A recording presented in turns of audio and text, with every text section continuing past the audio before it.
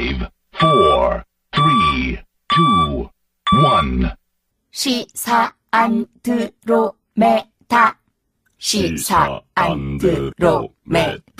시사 안드로메다.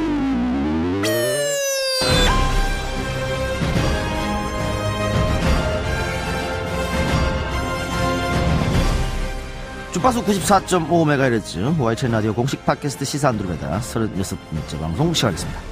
안녕하십니까. 저는 진행을 맡은 이동영 작가고요. 박준 변호사, 홍상희 기자 나오셨습니다. 어서 오십시오. 네, 안녕하세요. 안녕하세요. 네, 자, 문재인 정부 이제 6개월 넘어섰는데 지금 뭐 하두는 적폐청산인 것 같아요. 네네. 그리고 뭐 반대쪽에서는 정치 보복이다, 감정풀이다, 뭐 이런 얘기도 하고 있습니다만 국민의 염원은 정의를 바로 세워달라 이런 것 같습니다. 그렇죠. 여전히 뜨겁죠. 예, 그래서 오늘 시사 안드로메다에서 적폐청산의 당위성을 명확히 정리해보고자 스페셜 초특급 게스트를 모셨습니다. 누굽니까? 최강욱 변호사. 최강욱 변호사. 예. 예. 오래전부터 검찰개혁을 주장해온 분이죠. 군 검찰 출신으로 군 내부에서 벌어진 비리와 관련해서 누구보다 잘 알고 있는 전문가라고 할 수 있고요. 현역에 있을 때 당시 육참 총장이었던 남재준 전 국정원장을 사실상 물러나게 한 장본인이었다고 하는데 어렵게 한. 예. 당시 수사 뒷얘기부터 남재준 원장의 이야기, 또 김관진 전 장관부터 또 향후 검찰 수사 이야기까지 오늘 한번 얘기를 들어보도록 하겠습니다. 그리고 이어지는 팟캐스트 버전에서는 MBC 사태 이 문제에 관해서 지금 박문진 이사로 있기 때문에 그 이야기도 한번 물어보는 순서를 갖도록 하겠습니다. 최강욱 변호사와 함께하는 시사 안드로메다 일요일 순서 시작하겠습니다. 지금 이 소리는 당신의 지적 허영심이 쌓이는 소리입니다. 무엇이든 정리해드립니다. 총정리. 네, 총정리 시간입니다. 그 최강욱 변호사가 군 검찰에 있을 때 박준 변호사도 되게 같이 있었나요? 쫄병이죠. 쫄병이에요? 쫄병을 했습니다. 예. 오늘 그래서 살짝 이렇게 좀 조용히 있잖아요. 제가 말 안 나잖아요. 예. 겁먹하는 모습이에요. 예. 예. 얼마나 같이 있었어요? 같이 있다기보다는 부서가 달랐어요. 최강욱 변호사님은 이제 국방부 쪽에 있었고, 저는 육군 본부에 있었고, 그 당시에 장군 진급 비리 수사를 그때 이제 지시를 받고 압수수색을 제가 했던 적이 있습니다. 아, 그래요? 자, 별을 떨어뜨리는 사람이었다. 이런 얘기도 있던데, 박준 변호사가 사석에서 최강욱 변호사 칭찬을 엄청 하잖아요. 제가 존경하는 선배입니다. 왜 그렇게 칭찬하는 거예요? 너무 좋아서. 예. 존경하고 우리 법무관들 예전에 많은 후배들이 우리 최강욱 변호사를 많이 존경했었습니다. 그래요. 자, 일단 최강욱 변호사 반갑습니다. 반갑습니다. 네, 안녕하세요. 반갑습니다. 감사합니다. 부끄러워서 앉아있을 수가 없어요. 인사를 왜 안 시켜? 박지원 변호사가 저렇게 존경하는 거 알고 있었습니까?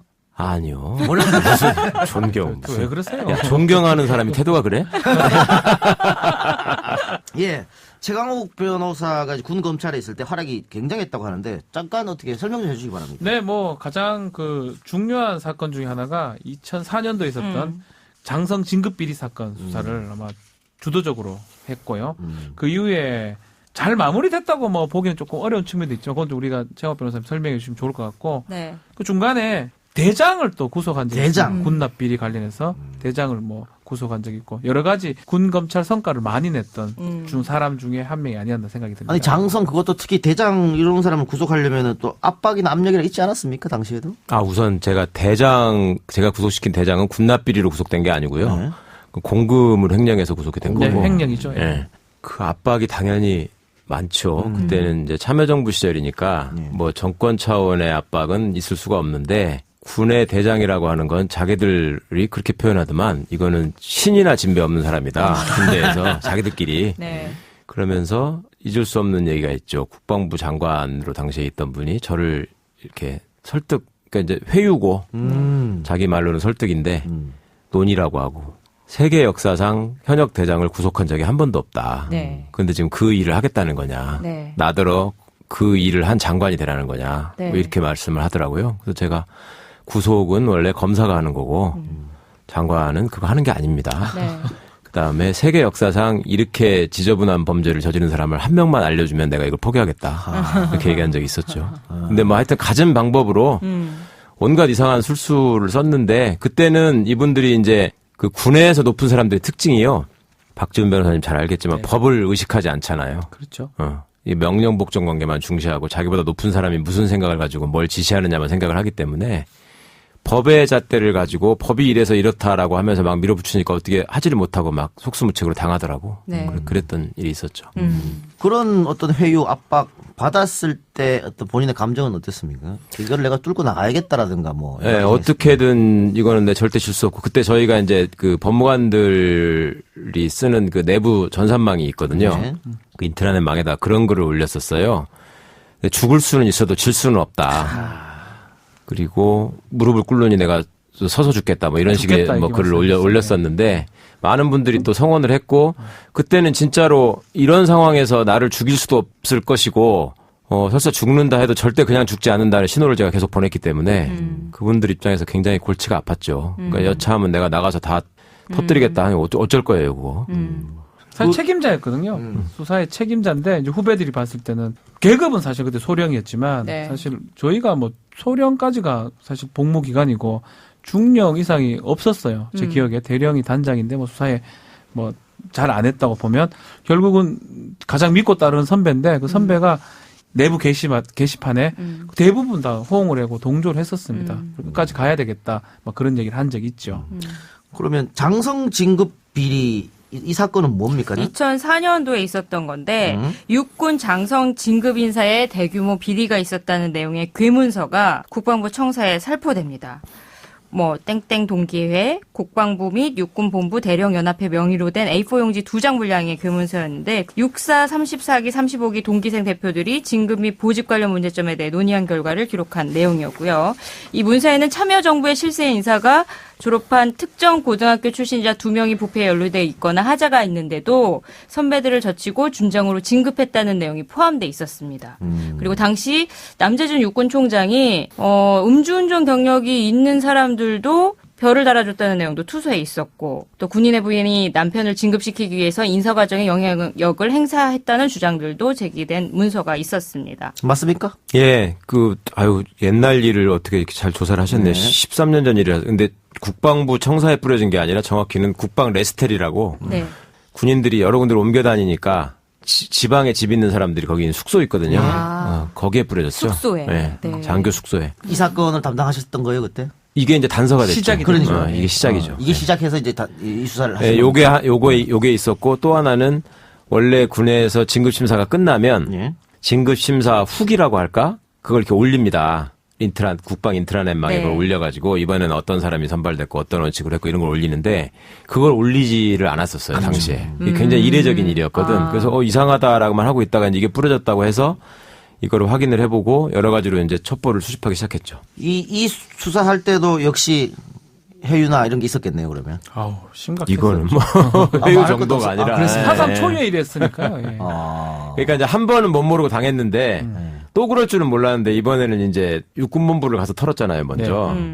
그냥 난리가 났죠 한마디로. 압수수색하고 그랬었습니다. 그랬었죠. 예. 그럼 사실 압수수색 그런 적이 거부하고 처음이죠. 예.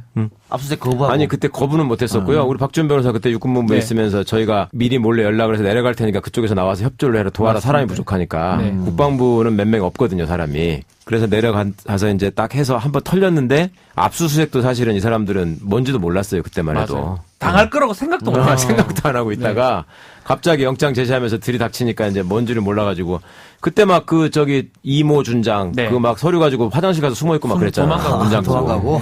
어디 이제 급하니까 숨기긴 해야 되겠고 갖고 화장실 들어가서 숨었다니까. 그럼 이렇게 조사해보니까 진급 비리가 확실히 있었습니까? 있었죠. 네.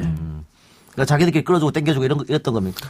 그 전까지 통상 생각하는 진급 비리는 윗사람한테 뭘 갖다 바치고 예. 네. 하는 진급 비리를 생각했는데 저희는 처음부터 그거 생각보다는 구조적인 비리가 있다고 생각을 했어요. 이때 당시에 요 투소 사건도 있었지만 원스타 장군 몇 사람이 육군 참모총장 남재준 씨를 찾아가가지고 면전에서 항의를 하고 네. 바로 전역 지원서라고 사표죠. 그걸 던져버린 일들이 있었거든요.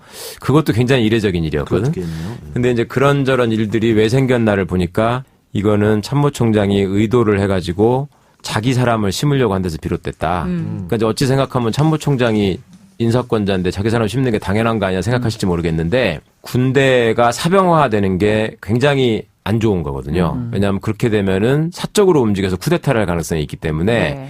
군의 진급제를 상당히 시스템화 해놨습니다. 근데 그 시스템을 완전히 무력화시킨 흔적들이 보여서 이거는 바로잡지 않으면 앞으로 두고두고 문제가 되겠다 생각을 했었고 실제로 확인을 해보니까 시스템에 의해서 인사를 하고 해마다 한 50명 정도의 준장 진급자가 나오는데 그거를 진급심사위원회가 꾸려지기 전에 이미 그 숫자를 이미 다 정해놓고 진급심사위원으로 뽑힌 사람들은 멋모르고 불려 올라와가지고 그냥 농락을 당한 거죠. 쇼를 한 거죠. 쇼만 한 거지 그냥. 당시에 남재준 총장이 그래서 사의를 표명하시고 예. 이걸 노무현 대통령이 또 반려하는 과정이 있었는데 그랬었죠. 그때 사실상 그 사의 표명한 게 어떻게 보면 항의의 표시. 그렇죠. 항명이었습니다. 명백히. 뭐 기분 나빠서 사표낸 겁니까? 그러면? 그렇죠. 그때가 어떤 상황이었냐면 맨 처음에 그 육군본부 인사참모부에 진급과라는 데가 있어요. 네.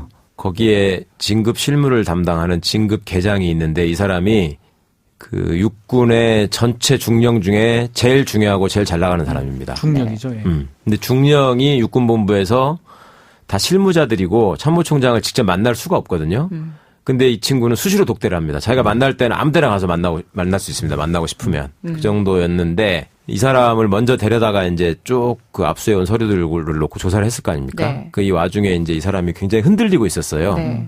흔들리는 와중에 제가 듣기에 너무나 황당한 얘기를 했거든. 자꾸 센 거짓말을 하길래 그 친구에 명백히 나와 있는 걸 가지고 거짓말을 해서 왜 이러냐, 뭐 하는 짓이냐. 장교라는 사람은 그 명예를 중요시해야 되고 진실을 중요시해야지 이게 뭐 하는 짓이냐. 그러니까 갑자기 그 군번줄이라 그러잖아. 예. 그 인식표를 딱 손에 잡고 이러더니 총장님이 저를 지켜줄 것입니다. 그래서 이거 정말 영화네요. 새벽 1시쯤에 총장이 무슨 신이야? 뭐 예수님이야? 그랬더니 총장님이 그래서 이게 지금 왜 이러는 거냐 그러니까 저희는 군을 장악하려는 시도에 단호히 대처하기로 마음을 모았기 때문에 장악하는 시도. 그래서 누가 군을 장악하냐 네. 할때 청와대가 군을 장악하려는 시도에 저희는 분연히 막 이래서 야 청와대가 군을 장악해야지 그러면 군을 누가 장악하는 거냐? 성수권자 뭔 소리 하는 거야? 네. 너 그러면 성우회나 육사 동문회나 무슨 제한군인회가 군대를 장악해야 된단 말이냐? 무슨 소리냐? 네. 그러니까 이제 말문이 막히잖아요. 네. 잠깐 멍하니 있더니 대통령 주변에 있는 386이라는 참모들이 다 빨갱이들이기 때문에 그 빨갱이들이 지금 군을 장악하려는 시도를 불구죽죽한 군 검사들을 내세워서 하려는 거기 때문에 우리가 절대 여기에 굴할 수 없다. 야, 그런 이렇게 얘기를 수준의 해서. 사람들이 별을 달고 있었습니까? 아니, 그 중령이죠. 그 중령이 군인에 아, 있었습니까? 얘는 똑똑한 편이에요. 별은 더하지. 그 저기서 제일 잘 나가던다고 그럼. 하는. 그래요. 친구. 그런데 그렇게 하고 이제 막 이렇게 소위 불기 직전이었거든요. 네. 그래서 그러면은 생각해보고 괜히 고생하지 말고 네. 내일 아침에 불어라 해서 이제 그렇게 하기로 했는데 네. 다음날 아침에 뭐 사표를 냈네 네. 하고서 네. 그러니까 이제 완전히 무너진 거예요, 얘가. 아. 그래서 얘기를 하기 시작했어요. 이제 네. 사실은. 네. 그런데 그러고 나서 반려했다는 뉴스가 또 딱 점심 먹는 사이에 딱 오니까 딱 입을 다문 거지. 다시 돌변. 그렇군요. 대통령이 반려했죠, 그 당시에. 그러면 노무현 전 대통령이 부담감을 안고 남재준 원장의 임기를 보장해 준 거 아닙니까? 그렇죠. 근데 왜 남재준 원장은 그런 노무현 대통령한테 원한이 있어가지고 그 정상회담 대화록 일부러 공개하고 왜 그랬을까요?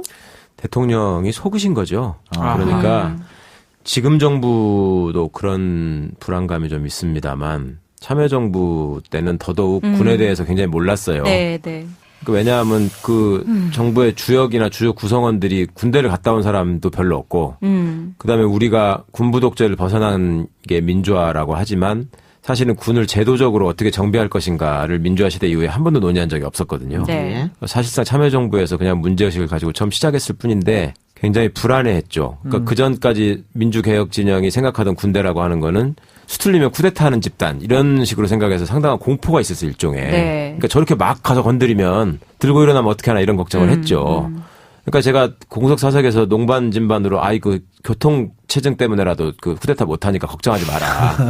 그랬는데도 불구하고 그런 걱정이 있었고 그다음에 남재준 씨 같은 경우에는 무슨 참군인 어쩌고 하면서 뭐 예. 청렴 강직한 군인의 표상인 것처럼 본인을 포장해서 많이 선전을 했는데 그 당시 별명이 선비였다 그래요. 뭐 네. 실제로 알고 보면 청렴이죠. 상당히 이중적인 분이죠. 그래서 그 대표적인 예가 참모총장이 되면은 자기 측근 인사로 가장 중요하게 생각하는 자리 중에 하나가 수석부관이라는 자리가 네. 있어요. 네. 이거를 대령이 하는데 수석부관은 참모총장이 24시간을 다 알고 있는 사람이거든. 네. 그러니까 되게 중요할 거 아니에요. 네. 근데 그 수석부관을 그 전에 자기가 전혀 모르던 근무위원이 전혀 없던 대령을 데려다 시켰어요. 이 사람이 결국은 나중에 이제 지금 이번에 국정원까지 따라가가지고 문제를 일으킨 사람 중에 하나인데 네. 이 사람은 오로지 그 캡에서 발탁됐던 이유가 당시에 청와대 국정상황실에 파견을 나가 있었고 소위 청와대 386 실세들과 친분을 거기서 얻었다. 아. 그 이유만으로 그걸 시킨 거야. 그래놓고 그렇게 했어요? 뒤에서? 야. 그러니까 굉장히 나쁜 거죠. 근데 이거 조금 다른 얘기인데, 지금 대한민국에 별이 너무 많다라는 얘기가 많이 있어요. 너무 좀 많죠. 줄여야 된다. 어떻게 생각하십니까? 거기에 대해서? 미군하고 비교를 해보면 알 수 있어요. 네. 미군 대비 우리나라 장성의 숫자가 아마 한 서너 배 될걸요? 그렇죠. 예. 그러니까 우리가 생각할 때는 군대가 있으면 무조건 별 4개가 제일 높은 계급으로 있는 것 같죠? 그렇지가 않습니다.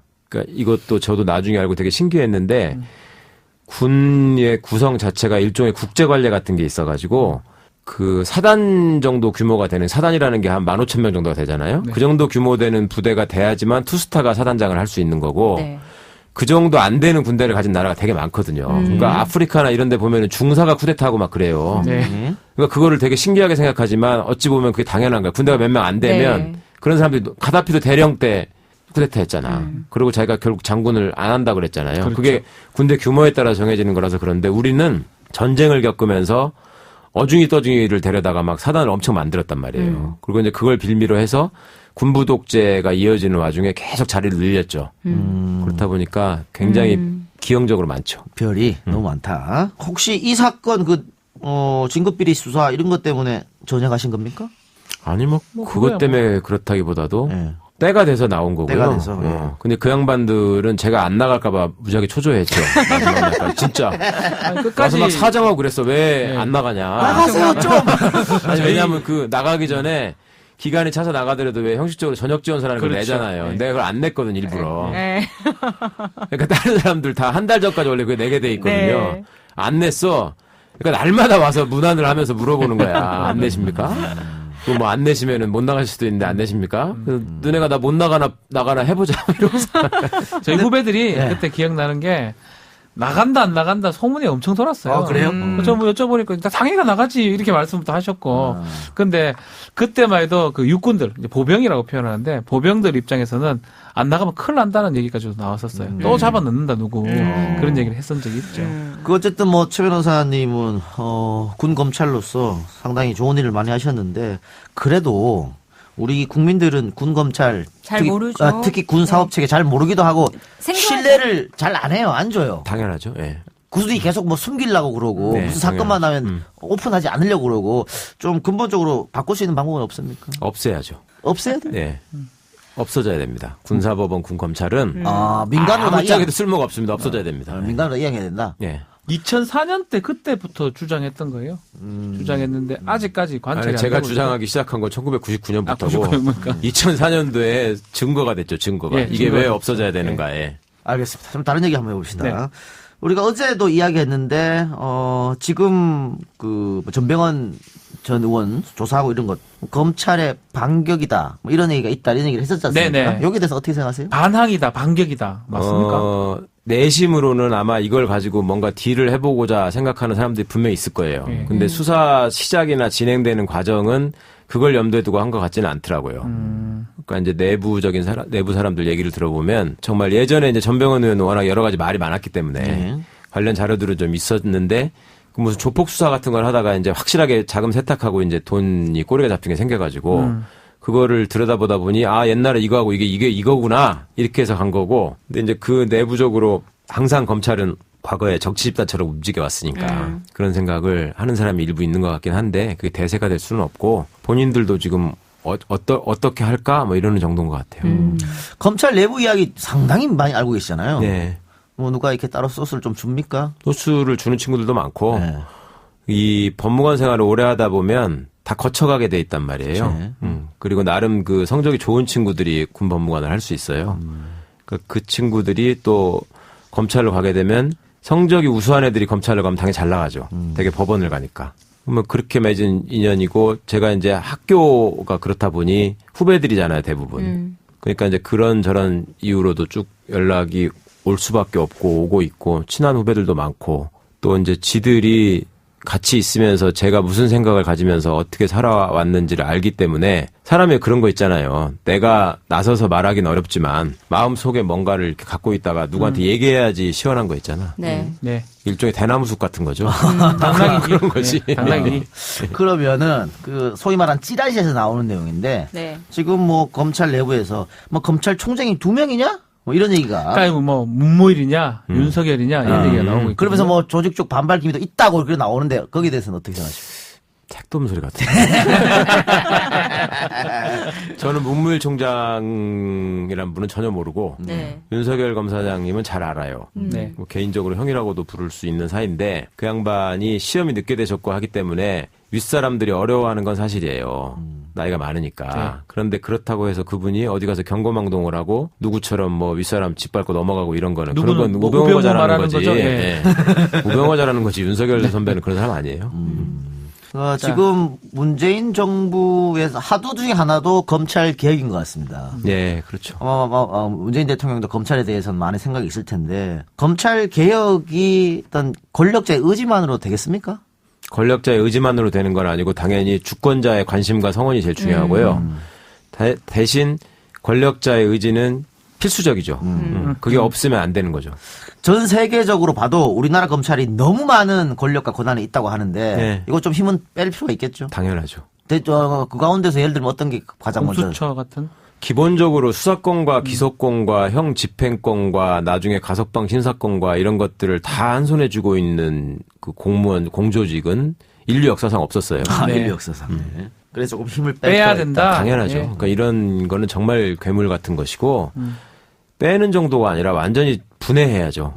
그런데 국회에도 검찰 출신이 많이 들어가 있고 네. 권성동 뭐 의원 같은 아니, 그러니까 경우. 당연히 또 네. 검찰에서는 그런 사람들 상대로 로비도 할 테고 반발이 있을 거 아닙니까? 당연히 그렇죠. 그 반발은 어떻게? 그러니까 대통령의 의지가 그런 면에서 중요한 거고요. 예. 전략적이고 치밀하게 접근을 해야 되고 또 주권자의 관심과 성원이 끊이지 않아야 된다는 말씀을 드리는 겁니다. 결국은 그 검찰 개혁은 법과 제도로 완성되는 거거든요. 그 국회를 통과해야 되는 겁니다. 그러니까 그 과정에서 과거도 경험을 비춰보면 항상 검사 출신들이 지금의 자유한국당, 과거에 뭐 새누리당, 한나라당 이런 데에서 주로 공천을 받고 당선이 되잖아요. 네. 그리고 법사위를 장악하고 있기 때문에 그렇죠. 거기서 어떻게든 방해를 하고 검찰이 유리한 쪽으로 계속 일종의 준동을 하거든요. 그거는 주권자들의 질타와 감시가 없으면 계속 그런 장난을 할 것이고, 그러니까 과거에 왜 우리가 탄핵 그 심판을 할 때도 걱정을 했잖아요. 저 사람들이 구성원이나 출신 성분으로 보아 그렇죠. 탄핵을 하겠나 그랬는데 주권자들이 관심을 놓지 않으니까 하잖아요. 결국은 했죠. 네. 그렇게 가야 되는 거죠. 그럼에도 불구하고 많은 국민은 검찰을 신뢰하지 않고 그렇죠. 이런 말을 들으면 매우 뼈아프겠지만 뭐 권력의 개다. 네. 뭐 이렇게 세간에는 이야기합니다. 그때랑 다르지. 안대희 할 물론 때하고는 그렇지만 다르죠. 예. 검찰 적폐청사는 지금 잘 이루어지고 있다고 보시는지요? 아직은 시작 단계고요. 권력의 개라는 말은 시민들이 붙여준 말이 아니라 자기들이 그랬어요. 네. 과거에 우리는 개다, 물라면 물고 노라면 놓는다 이런 말을 했었잖아요. 그런데 지금 보면은 뭔가 검찰도 이대로는 안 된다라는 위기의식은 굉장히 많이 느끼고 있는 것 같아요. 네. 그리고 내부적으로 참여정부 때와 다른 것이 그때는 검찰이라는 게 일종의 조폭처럼 움직이면서 그 젊은 검사들이 연팔짱을 돌리고 항의하는 모습을 보였거든요. 네. 지금은 전혀 그렇지 않습니다. 그렇지 않다. 네. 전혀 그렇지 않고 생각도 많이 달라요. 네. 그러니까 지금 어느 조직에 있는 사람들이나 지금의 세대가 일종의 웰빙 세대잖아요. 이 양반들이 인생을 편하고 즐겁게 사는 게 중요한 거지. 거기에 앉아가지고 무슨 조직 논리대로 움직이면서 그렇게 해서 움직이면 윗사람들만 좋은 거거든. 네. 그 사람들이 가서 껐덕거리는 거 아니에요. 그러니까 네. 그렇게 해서 나까지 욕먹는 거 싫다 이런 생각을 해요. 그러니까 조직적으로 움직이는 건 거의 불가능한 상황이고 그 국민들도 이제 검찰의 실체나 속성을 너무 많이 알아버렸기 때문에 네. 과거처럼 야 우리가 뭐 엘리트고 중요한 일 하는 사람들이야 이러면서 넘어갈 수 없는 상황이거든 지금. 자, 김관진 전 장관 구속이 됐습니다. 네. 네, 김관진 전 장관 정말 대단한 사람 너무 같아요. 빨리 좀 어떻게 좀 잘 알지 않습니까 성격을? 그러니까 너무 잘 급하게 알죠. 본 거 아니에요? 이 3개 정부를 거치면서 다 요직에만 앉은 사람이잖아요. 네. 그러니까 박준 변호사 말대로 조금 아니까 이분이 어떻게 그렇게 3개 정부에 거쳐서 다 요직에만 있었을까요? 합참의장, 뭐 국방부 장관, 안보실장까지 다 했죠. 예. 그렇죠. 노무현 정부 때 합참의장이 합참의장. 됐고 마지막 합참의장이고 네.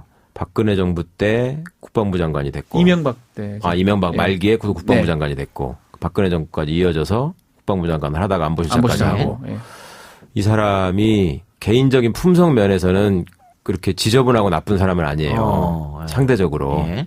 그러니까 어찌 보자면 김장수, 김관진, 박흥렬 이거는 상대적으로 양질이야. 그러니까 품성 면에서 보면. 네. 그런데 무슨 특징이 있냐면 군인들이 기본적으로 우리는 박정희의 자식이다라는 생각이 있어요. 은연중에. 왜냐하면 박정희 씨도 육사 선배이기도 하거니와 네. 그 아들도 육사를 다녔고 그다음에 군대가 한국 내에서 소위 파워 엘리트라는 표현을 듣게 해준 사람이 박정희 대통령이거든. 그렇죠. 그러니까 이 사람들은 기본적인 그 오리엔티드 성향이 있고 김관진이라는 분은 자기 사람을 엄청 잘 챙기는 걸로 유명했었습니다. 그러니까 김관진하고 같이 근무한 사람들이 나중에 김관진이 승진해서 어떤 자리에 갔을 때 반드시 다 좋은 자리를 차지했거든요. 그러니까 일종의 세력을 형성하는 거예요. 갈수록. 그러니까 이 사람이 평판 관리를 할 수 있었던 측면이 있고 그다음에 사적으로 어디 돌아다니면서 나대고 막 이러는 스타일이 아니기 때문에 객관적으로 볼 때는 뭐 저 정도면 무난하지 않나라는 평가를 받을 수 있죠. 그런데 다른 사람은 김관진 같은 경우에도 네. 검찰 조사 받으면서 많은 이야기를 한 것 같고요.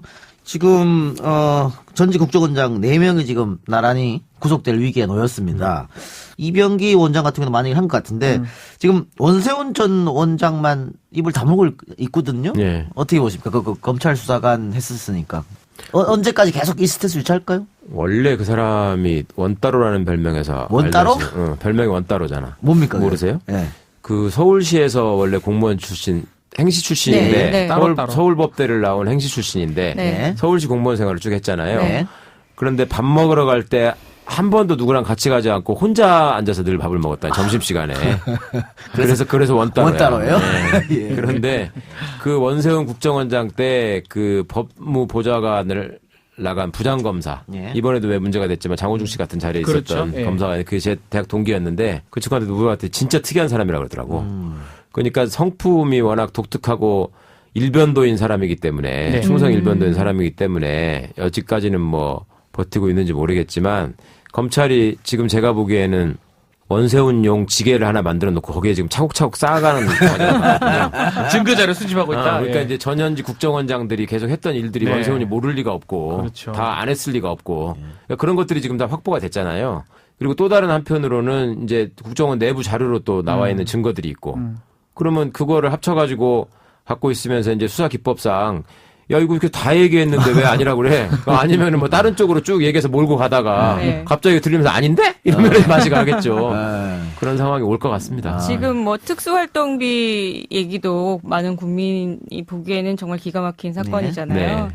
이 특활비 수사 결말은 어떻게 날 걸로 보세요? 특수활동비는 아주 그 수사가 꼭 필요한 부분이었고 특히 국정원의 특수활동비에 대해서는 국회가 그간에 수없이 많은 문제 제기를 했는데 한 번도 시정된 적이 없잖아요. 이번에 정말 의지를 가지고 하는 것 같아요. 네. 그러니까 제가 윤석열 지검장의 이렇게 그간의 저기를 좀 들어보면 과거에 국정원 수사를 하면서 이분이 국정원에 의해서 잘렸다 이런 차원이 아니라 네.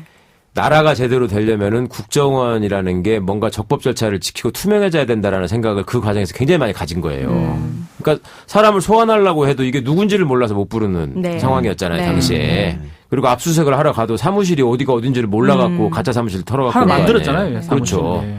그러니까 이제 그런 것들이 제자리를 잡게 해야 되고 근데 그것의 전제가 되는 것이 결국은 돈으로 다 모든 거를 구성하기 때문에 이 양반이 특수활동비 사용 내역을 들여다보면 얘들이 무슨 불법을 했는지를 알 수 있다. 확인할 수 있다라는 거를 알고 있어요. 음. 그러니까 이걸 통해서 많은 게 밝혀질 것이고 그리고 이번 일을 통해서 많은 게 정리될 거라고 생각합니다. 자, 물어봐야 될 것 같다. MB는 그러면 씁니까? 포토라인에? 당연하죠. 언제쯤 쓸 수 있습니까? 글쎄요. 뭐 연말 안에 세워야 되지 않을까요? 저는 두 가지 측면에서 보는데 하나는 수사가 상당히 많이 진척이 돼 있고 예. 특히 뭐 댓글 사건이나 블랙리스트나 이런 것들은 뭐 지금은 MB만 남은 상황이잖아요. 그렇죠. 다 했죠. 예. 국정원 특수활동비 부분도 MB가 무관할 리가 없을 것이고 네. 그러면 결국 언제 부르느냐 어느 정도 쌓인 다음에 부르느냐의 상황만 남았는데 원서훈에서 꼭지가 따이면은 뭐 그 다음에는 MB밖에 없는 것이고 또 한 측면에서는 검찰이 조직보를 위한 전략에서 보더라도 사실은 국민들 입장에서 개혁과제 1순위로 검찰개혁이 지금도 네. 계속 1등으로 꼽히잖아요. 네. 그러면 검찰이 취할 전략은 과거의 경험에 비춰볼 때도 한 가지뿐이에요. 국민들이 가장 원하는 수사를 해서 박수를 받아가지고 과거에 대선 자금 수사를 안대희 씨가 해가지고 박수 받으면서 참여정부의 사법개혁 검찰개혁을 무산시켰잖아요. 그렇죠. 그거를 다시 하고 싶을 거라고요. 오히려. 그러니까 지금 이 사람들이 바라고 있는 거는 예를 들면 그런 거지. 국민들이 제일 미워하는 지금 문고리 3인반 중에 둘을 먼저 구속했잖아요. 네. 다음은 우병우입니다. 그 다음은 이명박입니다. 그렇게 되면 우리는 박수를 받을 것이다. 그리고 경찰 수사력과 비교를 할 것이다. 국민들이 자연스럽게. 그리고 저런 검찰을 수사권을 뺐단 말이야? 이렇게 생각할 것이다. 그걸 노리고 있는 것 같아요. 그럼에도 불구하고 멋진 시나리오네. 네. 그래요. 아까 전직 대통령을 구속시키는 부담감은 없을 것 같고요. 아까 뭐 없죠. 예. 전혀 없죠. 예. 최 변호사님이 뭐 필요하다고 12월 뭐. 말 정도 이제 이야기를 또 했는데 그러면은 검찰 수사가 거의 다 왔지 않습니까? 네. 속도를 더 낼 가능성이 있다고 보십니까 그러면? 속도, 그러니까 뭐 시간을 정해놓고 한다고 할 수는 없겠습니다만은 속도를 낼 수밖에 없는 상황이죠 지금. 왜냐하면 전직 국정원장들이 줄줄이 구속되면 그 다음에 벌어질 일은 제보입니다. 제보. 그렇죠. 그 사람들이 다 들어갔는데 야 이러면은 이제 이거 내가 다 얘기해야 되겠구나 하는 사람들이 막 생기거든요. 예. 그러면 그런 것들이 쌓여 있으면 검찰이 그걸 절대 외면할 수가 없고 빨리빨리 정리하려면 열심히 해야죠. 수사. 이건 다른 질문이긴 한데 지금 오늘 녹음일 기준 아직 그 국정원장들 전직 국정원 3명 네. 영장 결과가 안 났습니다. 발부는 어떻게 될 것 같습니까? 당연히 발부되지 않겠습니까? 혹시나 또 오모 판사가 또 이렇게 아이고 얘기가 안 되나요? 뭐 하십니까? 아니요. 오모 판사 발부도 많이 하지만 예. 또 기각도 하고 이랬으니까 또 그런 경우가 생기지 않을까 생각도 들긴 그 점을 하나 말씀드리고 싶어요. 네. 그러니까 영장 발부 요건 중에 네. 뭐 주거 부정, 증거인멸의 우려, 도주 의뢰 이런 것도 있지만 네. 검찰이 막 주장해가지고 범죄의 중대성 이게 포함됐었잖아요. 그렇죠. 법에, 네. 형소법에. 이 판사들이 영장 전담 판사들이 그간의 국민의 지탄을 받은 이유에 대해서 좀 생각해봤으면 좋겠어. 그러니까 사법부의 독립을 훼손한다. 우리더러 여론재판 하란 말이냐 이런 소리를 할 게 아니라 이게 공직자들이라고 하면 국민들이 왜 그러는지 결국 범죄의 중대성을 어떻게 생각하느냐에 대한 거거든요. 이게. 그걸 논리적으로 설명할 수 있어야 돼요. 세상에 공영방송 사장이 국가정보기관의 지시를 받고 공영방송을 난도질했는데 그 사람에 대한 구속영장을 기각했잖아요. 전면 부인하고 있는데도 불구하고. 김재철 씨. 네. 예. 범죄의 중대성을 인식하지 못한 거예요. 그렇죠? 그러고서 그냥 적용돼 있는 죄명이 무슨 사형에 해당하는 이런 죄는 아니지 않냐. 그렇죠. 증거가 다 수집되지 않았냐. 이런 소리만 하고 있거든. 그러니까 법원 내부에 어떤 부장판사가 법 실증주의자들이다. 이런 말을 했거든요. 그러니까 현실을 도외시하고 법의 정신을 외면하고 그냥 조문에만 얽매여가지고 기계적으로 재판하는 게 판사의 본령을 하고 착각한다. 예. 그런 점 반성해야 됩니다. 그러니까 그런 점을 생각하자면 국가정보기관의 수장이라는 자들이 나라 돈을 대통령한테 상납하면서 사실상 뇌물이잖아요. 예. 이거는 용서할 수 없는 일이죠. 그래요. 구속이 된다. 네. 네. 그리고 한간에 이런 얘기도 있어요. 지금 이 적폐청산에 너무 올인하다 보니까 대한민국 검사들이 다 거기 가서 있다. 딴 사건을 하지도 못한다. 네. 40% 그러죠. 중앙지검은 네. 40%. 이런 비판에 대해서 어떻게 생각하십니까? 가장 중요한 일을 가장 열심히 붙어서 해야 되는 거는 맞는 거 아니에요? 네. 그거 열심히 해야 되고 대한민국 검사들이 지금 적폐청산 수사를 하느라고 수사 인력이 부족한 게 아니라요. 네. 이상한 데에다가 자꾸 검사들이 나가 있고 그다음에 고검에 있는 수많은 검사들이 놀고 있기 때문에 그러는 거예요. 그러니까 그걸 정리해가지고 인력 재배치를 해서 일을 할 생각을 해야지. 그거 가만히 놔두고서 뭐 일할 사람이 없다. 이건 말도 안 예. 되는 소리. 혹시 정치할 생각 있습니까? 없습니다. 없습니까? 주제가 안 됩니다. 정치할 만. 제가 이제 뭐 개인적이긴 한데 언젠가는 저 우리 선배, 뭐 제가 선배라 그러니까 정치를 하지 않을까로 계속 봤는데 끝까지 안 하는 것 같아요. 그 얘기 나온 네. 지가 박 변호사 잘 알지만 지금 10년이 넘었어요. 10년 넘었습니다. 나 그 수사할 때부터 군인들이 퍼뜨린 얘기 아니야. 네, 맞습니다. 저거 나가가지고 정치하려고. 정치하려고 저런다. 저런다. 기사에도 나왔었어요 그때. 네, 크게. 아니 최홍 변호사 같은 사람이 민정수석 가면 검찰들 벌벌벌 떨고 그게 문제라고 그게. 저는 그 태평성대에 맞는 성격이 아니에요. 우리는 길거리에서 침 뱉고 욕하고 싸우는 게 잘하는 거지. 이동현 선생이나 나나 안 돼, 우리는. 그런 거 하면. 나까지 끌어도 있어요. 당신보다 내가 좀 낫지, 그래도. 그래요. 그 태평성대 아웃롤로인데 했었는데 그 박문진 이사로 꽤 오랫동안 활동했잖아요. 네. 그런데 그때 이제 옛날 야당 추천 인사였기 때문에 네. 굉장히 많이 싸웠죠. 그것도 숫자로 눌려가면서 6대3이었나요? 그렇죠. 어디 가서 난 맨 쌈박질만 해, 그러니까. 이것도 문제인데. 2012년부터 제가 박문진 이사를 하기 시작했어요. 네. 그 9기 방문진이고 이제 지금 10기 방문진인데요. 3년이 임기거든요. 아유 정말 지긋지긋합니다. 그래요. 그 지긋지긋한 얘기는 저희가 라디오 버전 끝나고 팟캐스트 버전 기대해도 네. 돼요. 왜냐하면 네. 제가 한 번씩 사무실에 가면 기분 안 좋을 때는 그 방문진 갔다 왔을 때요. 맞죠? 근데 너무 좋아요. 왜냐하면 저기 우리 최원 변호사님이 화끈하게 얘기하니까 사실 어렵게 얘기 안 하잖아요. 변호사인데. 명쾌하잖아요. 예? 네. 명쾌하게 얘기하니까 듣는 사람 입장에서는 뭐 아니 좋죠. 저는 사실은 타고난 게 이렇게 못되먹게 타고나가지고 예전에 사실은 우리 제가 박지원 변호사한테 가장 인상적으로 제가 들었던 말이 흘려들었던 말이 저 친구가 언제 한번 후배들을 모아놓고 그런 얘기를 했다고 후배들이 그러더라고. 저 형은 무슨 회의를 가거나 공식적인 자리에 가도 자기 하고 싶은 말을 막 한다는 거야. 근데 이제 제가 어디 가서 이렇게 공식 회의를 하면은 늘 하는 방식이 있잖아요. 우리나라가 네. 이제 브리핑하는 사람이 앞에서 PT 띄워놓고 뭐 그 책에 다 있는 거 막 읽고 네. 그러면은 높은 놈이 하나 앉아가지고 딱 있으면서 막 한마디씩 합시다. 그러면 아, 있죠. 다른 사람 얘기 안 하고 지만 막 떠들고 예. 다른 놈 받아줬고 끝나잖아. 네. 나 그게 너무 싫어가지고 예. 앉아서 그 PT를 하는데 한번 난동을 부린 적이 있어. 지금 뭐 하는 거냐? 이거 우리가 한글을 못 읽냐? 이거 읽고 토론을 하자고 했으면 와서 토론을 해라. 어? 당신 하고 싶은 말을 하지 말고 우리 얘기를 들어라. 그런 적이 있었거든요. 네. 그러니까 이제 박지훈 변호사 말이 저보다 한참 후배니까 네. 그게 되게 황당했었나 봐요. 조마조마했습니다 뒤에서. 그래 하여튼 뭐 앞으로도 본인이 하고 싶은 말 마음껏 펼치시기 바랍니다. 마지막 엔딩곡을 항상 오늘 초 교수님한테 권한을 드립니다. 선곡 네. 권한을. 어떤 곡을 오늘 선정하셨습니까? 커피 소년의 내가 네 편이 되어줄게. 아, 내가 네 편이 되어줄게. 이 노래를 이유는 안 물어보세요? 예, 이 노래를 왜 선택하셨습니까? 가사를 들어보시면 아시겠지만 영원히 저는 YTN 편이 되고 싶습니다. 네. 감사합니다. 멋있다.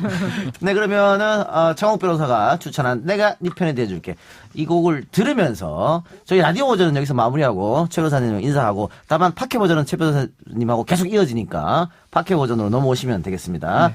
자, 저희 방송은 여기서 마칠 테니까 여러분들 남은 주말 시간 알차게 보내시기 바랍니다. 저희는 다음 주 뵙겠습니다. 고맙습니다. 감사합니다. 감사합니다. 감사합니다. 누가 내 맘을 위로